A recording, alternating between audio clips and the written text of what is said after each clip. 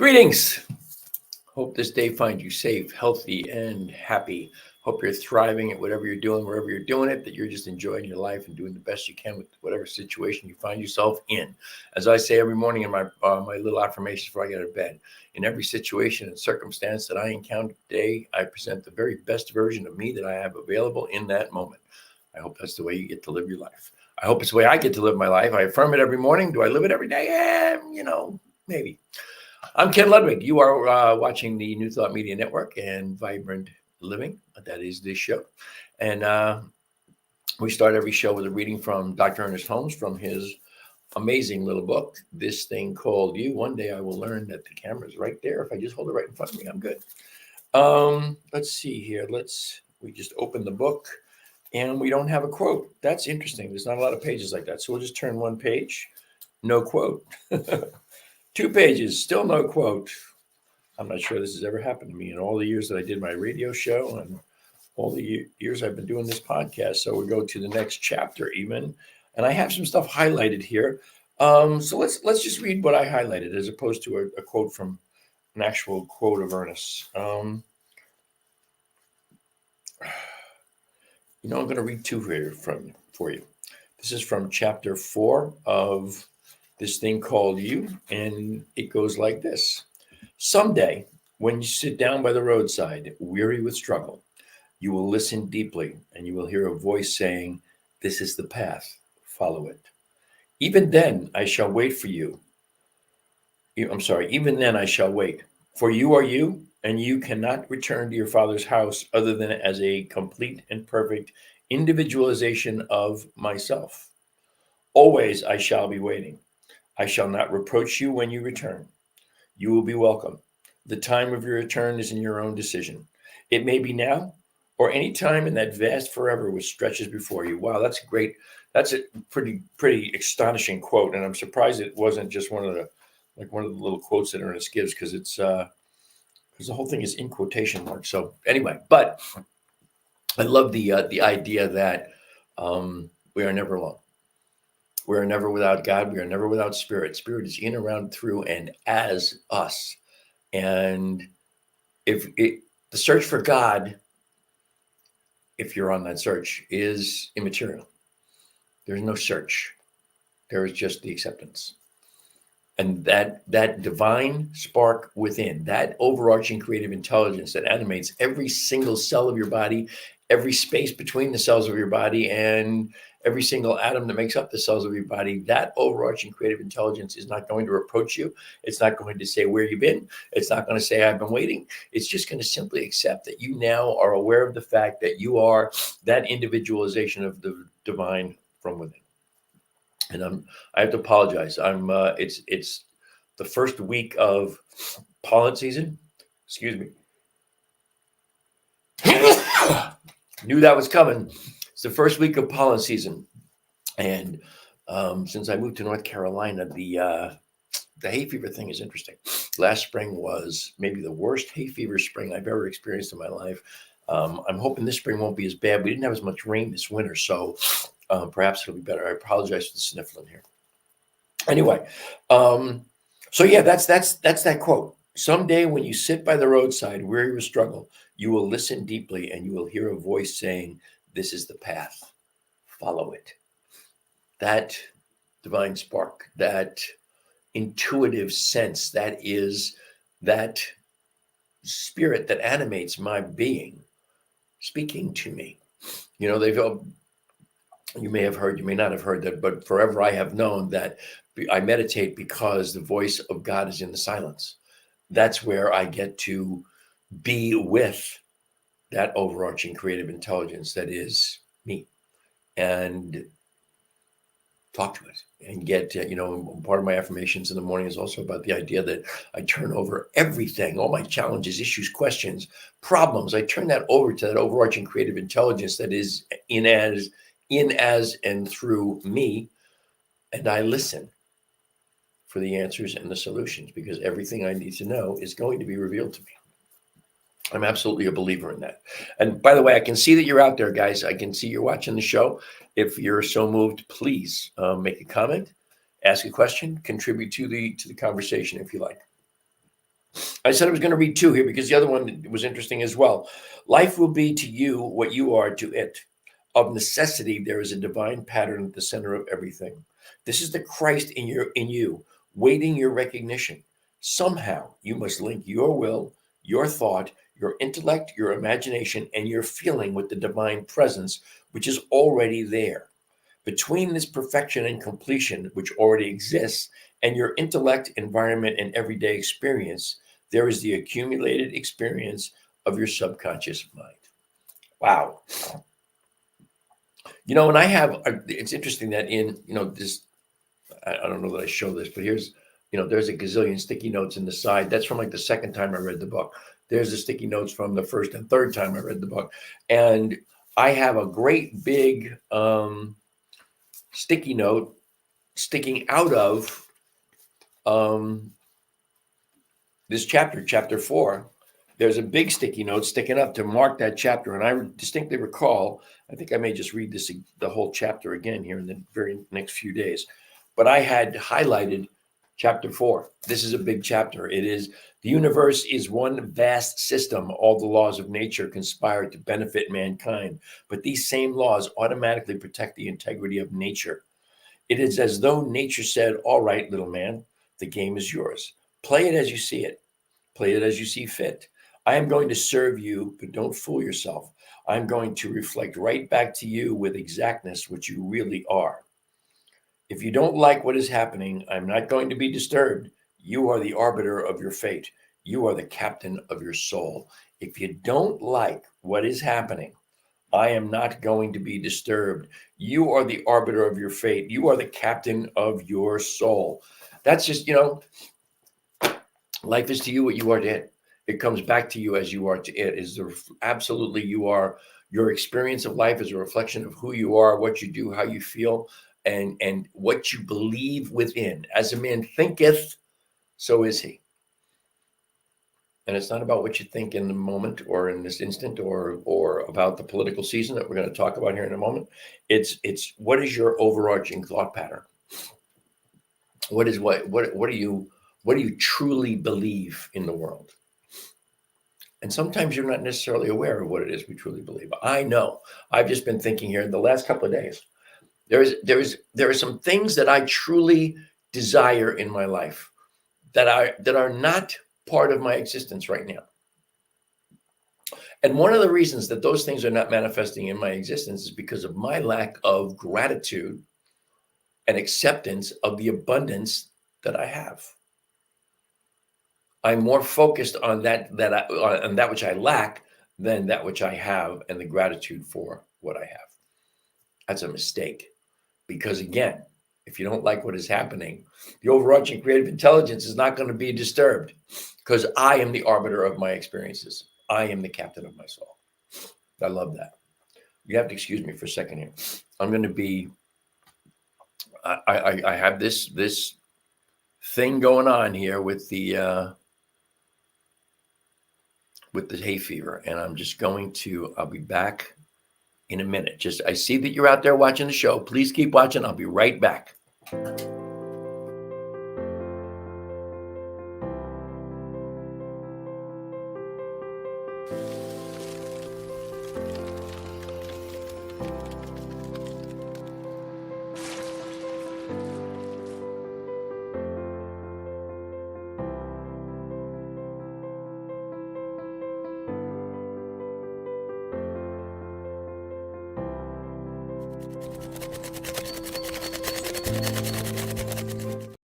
All right. Thank you. I appreciate your patience and waiting for me here. I was got to take care of that hay fever thing, man. I took an over-the-counter allergy pill just before the show, but I guess it was just a little too close to the show to not to avoid that sneeze. But anyway, so what I posted at the show was going to be about today was the mean season, the political season that we have coming up right now. And it's an interesting subject for me because as long as I've been doing, I did an internet radio show on the Co-Creator Network from 2009 to 2013. I did it on Voice America for the last 6 months that I did it. And back then, I was very conscious of talking about the political season, getting caught up in the political season. And it was kind of, it was around the birth of Facebook, and Facebook has just become a place where we just have learned to get nastier and nastier and nastier with each other. And it's taken me a long time, sometimes a little slow on the uptake, but here we are, 2024, another election year. And I am already finding myself involved in conversations that turn into nasty arguments, that get disrespectful and unkind, people pointing fingers, and guilty, man. I'm just as guilty as anybody. I'm no saint when it comes to that stuff. But what I came to the understanding of here, just in the last couple of days, some of it in the last 24 hours, Facebook has never been a place to debate. It's never been a place where people go to explore alternative points of view. It's a place where people go to have verified for themselves that what they believe is true, not to find out that there is something more true than what they believe. And so when we get into those conversations, what happens is they almost instantaneously dissolve or devolve into unpleasantness. Let's put it that way. And I had a conversation with a guy a few days ago, who definitely is on the other side of the fence from where I am as far as politics goes. And he made a comment about he was glad that he and I could have this conversation and be respectful and kind to one another. And that made an impression. But it's not necessarily an impression that lasted until today. Until today, when I realized I just can't do this, because what happens is this. Not only do I get into those. Have you ever been in an argument with somebody where when the argument's over, you walk away and you go, oh, I could have said this, or I should have said that, or I could have done it this way. Same thing happens with Facebook. And what happens with me is I get into these arguments with people who don't want to discuss anything. What I'm doing is, and in a great many instances, it's people who have crazy, way out there, and I'm going to say a way right-wing conspiratory viewpoints, QAnon crap, all kinds of crazy stuff. And they all I'm doing for them is giving them a platform for them to express their lunacy by continuing to have the conversation. I put up a post the other day, the picture of the president, and it says something to the effect of, there's no contest. He's the better human being. The better human being, and it's not even close. I believe that. And I'm not going to get into why or any of that. I'm just saying that's what I posted. And twice I had to take that post down. Over the course of 3 days, I took it down twice, because people jumped in with crazy scenarios of things that are wrong and things that have absolutely nothing to do with the presidency of the United States, situations around the world, even in our country, things like gas prices. People are mistaken to think that gas prices have anything to do with the president of the United States. But I will say, I just a little aside on this, okay? If we're talking about prices, we're talking about inflation. We're talking about we're paying 22 or 23% more than we were paying in like 2020 for our goods. Look at corporate profits. And I don't want to start a big political thing here. That's not the purpose of this. But don't blame the government. Under the guise of inflation, corporations have been steadily raising their prices for no reason. Even as their costs of goods have gotten static and even declined, they are still raising prices and calling it inflation. Anyway, regardless, get into these conversations and I wind up saying things that either I regret or I wish I had said them differently, or I wish I had never said them at all. And what happens is they haunt me. They're in my head. And I say things that were unkind. I say things, I try to be subtly insulting, if you will, and somebody gets this subtle insult and comes back at me with very loud and verbal insults. And that stuff haunts my psyche. So I have these negative thoughts going on in my brain around my political interactions on Facebook. Are you freaking kidding me? Again, it is not, and it never was intended to be. Well, I don't know what it was intended to be. It is not, it never has been, it never will be a place for the legitimate exchange of polar opposite ideas and discussion. It is only a place where people absolutely want to have confirmed for themselves what they already believe as the truth. I've held up the book before, Beyond the Dream, I think it's called, by Dr. Thomas Hora. It's called, one of the things that is my favorite expression in there is it's about self-confirmatory ideation. Everybody's ideas about everything are really designed around confirming who they are and what they believe and who they think they present themselves as in the universe, in the world. That's self-confirmatory ideation. That's all. Their ideas about all of that are solely self-confirmatory. It's an interesting concept, but and I particularly love it, and I need to be aware of it when I step into the realm of social media. It's not social media. I don't know what the hell a right name for it is, but it's a crazy time in history. This is going to be the ugliest, the meanest, the most contentious election year ever. And you know my politics.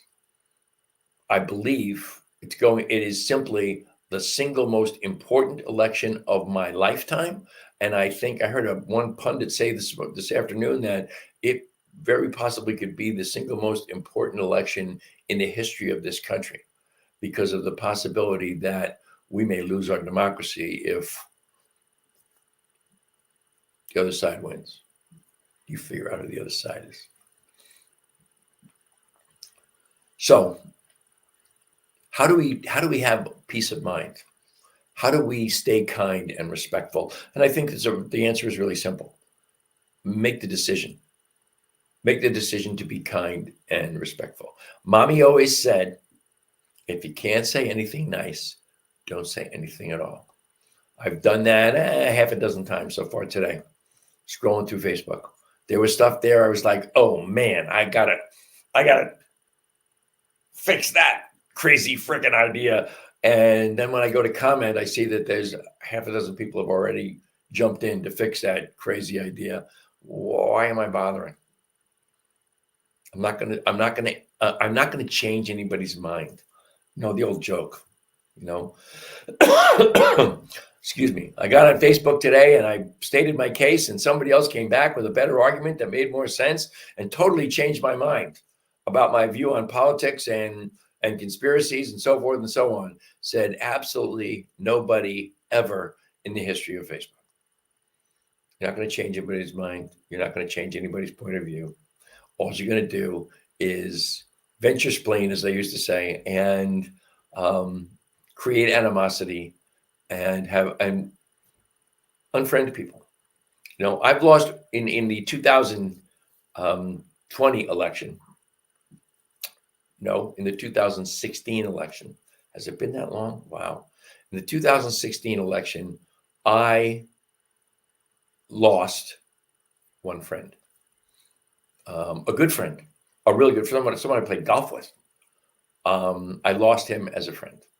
I lost him as a friend because of, first it started on Facebook, actually, where he would comment on my political posts. And I was like, wow, he actually believes this crap. And the next thing you know, I get to a point where I very judgmentally came to a point where I said, this person is not smart enough for me to even consider them as a friend. Now, that's pretty freaking judgmental, but it's how I felt at the time. And there are points of view, people believe some things in this world right now that I just, if they believe this particular set of they're not facts, this particular set of ideas, opinions, if this is what they believe, that's not someone who's smart enough for me to have a conversation with. So why am I engaging with them on Facebook? Why would I bother? And if you take a moment and you go and you look at the person's profile you're about to lambast, and you look at their profile and you go, oh my God, there's nothing I'm ever going to say to this human being that's ever going to make any difference other than to just have me spew my stuff and give them an opportunity to fill my page with their crap.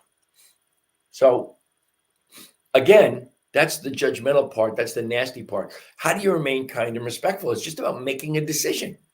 Be kind and respectful. Do unto others as you would have them do unto you. It's almost, Dr. Wayne Dyer used to say that when he was writing his books, he would go into his office and he would always meditate first before he started to write. It was a time in history when I was attempting to write a book. I wrote about 40,000 words and stopped, but I used to meditate every morning before I wrote. I almost feel like I need to meditate or do some affirmations or a short prayer before I even get on Facebook, so that I can maintain my integrity. If my sole intention is to get on Facebook and piss people off, well, have a nice day. That's easy. Pissing people off on Facebook is like the easiest thing to do on the whole planet. I don't know what could be easier than making people mad at you on Facebook. There's the meme on Facebook. Welcome to Facebook. Someone will be by to disagree with you in a moment. That's pretty much what it is. Whatever you post, somebody's going to disagree with it. We live in a world where the entire universe seems to be ready. Everybody is like lying in wait to be outraged about something. And if you make the right post on Facebook, they got you. They're outraged. And then you get outraged. And then you go back and forth, back and forth, back and forth. And when, the minute you get defensive or angry on Facebook, all you're creating is defensiveness and anger to come back at you. And I repeat, guys, I always say this all the time. I can see you're out there. Please, if you got a question, a comment, you want to add something, just, if you have a comment about what I'm talking about, please put it out there. I'd love to hear it. Excuse me. Once again, the hay fever thing. Got to have a little drink of water here. The other thing that I thought about just this afternoon was, I think I said last week or the week before, this book is, can I get it in there without shining? There you go. The Science of Mind, what we call the textbook. This book is the most important book in my life. And I've read it two and a half times. And it's the closest thing I will ever have in my thought processes to an actual Bible for me. And on page 264, there's a whole section in here it's called physical perfection, but it's kind of interesting. It's all treatments for different kinds of things. And for those of you who aren't aware, a prayer treatment is just an affirmative prayer, as opposed to the Judeo-Christian tradition that we all grew up in, where we have supplicant prayer, where we're basically, I am not worthy prayer. This is claiming the good, basically. And this is the last prayer in this section, and it's called a treatment for peace of mind. And Ernest Holmes says, we cannot be at peace until we know that the spirit is the only cause, medium, and effect in our lives. There is no past, present, and future to it. Evil has no history and has never entered into the being or the experience of reality. The mind must come to know and to realize all these truths if it is to have real and lasting peace. A treatment such as this will be of great service in acquainting the mind with the truth of its being. So here's the treatment. This is the treatment for peace of mind. Be still and know that I am God. I am the Christ, the Son of the living God within me. I am the principle of peace within me. I am the manifestation of love within me. My mind is poised in peace and beauty. All sense of fear or doubt is gone. I rest in calm trust and rely on the law of spirit to bring good into my experience. I contend with none, argue with none, and am filled with wonderful peace and light. There is no uncertainty about my future and no fear as a result of my past. I live in an eternal now, which is filled with good alone. Goodness and beauty follow me. Peace and joy accompany me. Happiness and wholeness fill my entire being with the realization of love and perfection. I am the Christ, the Son of the living God within me. This inner mind of mine is now divine and complete. It has no worries and no fears. It is whole, complete, and satisfied. I look back over all previous experience and I find that it was good and very good. I look toward the future and find that it is good and very good. I look at the present and find that it is also good and very good. God is in all, over all, and through all.